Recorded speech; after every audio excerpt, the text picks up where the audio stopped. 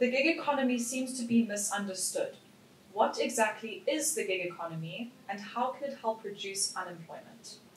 Well, the gig economy has been misunderstood because everybody thinks it's a very recent thing in our economic history on this planet.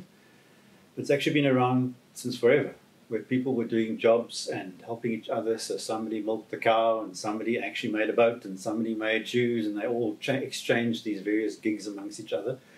But through the industrial age, we've come to realize that the formal economy was like the big thing. That was the gold star. The formal economy gave you security. The formal job gave you permanency, and everybody was like, that's what I need in life. And that's okay. It came out of the post-war era. And so the gig economy got some bad press. It wasn't even called the gig economy. It was called the informal economy, the contract economy, subsistence working.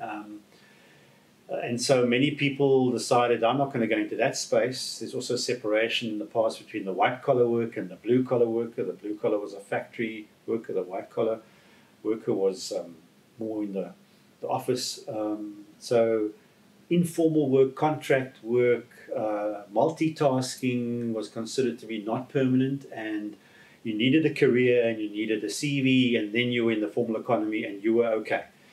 But it's taken hold now that 400 million people across America, Northern America and Europe have been working in the gig economy for the last 20, 30 years. Most of Africa has always been about jobbing and gigging. So the way it's going to solve unemployment is that more and more people will have to seek opportunities in that space. They're not going to find the formal job.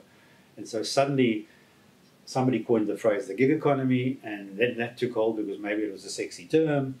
And then all of a sudden we found out, okay, you can earn a living from that. And so people are selling things, making things, offering things, creating things, and providing a service across a whole range of different things. And suddenly gig has become now, okay, that's an okay thing to do, because people who are doing work in the gig economy are the ones who survived COVID-19 lockdowns, because they may have lost 1 or 2 gigs out of 6 and they had 4 to carry them on. Other people who had a formal job, which was meant to be the gold standard many years ago, actually lost their job completely. And so we'll see more and more people looking at, even if they've got a formal job, they're going to look at more interesting opportunities to get more income.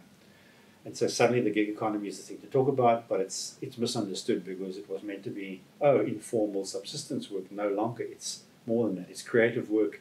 It's ways of generating an income, and sometimes more income than you would through a formal job. So it's here to stay.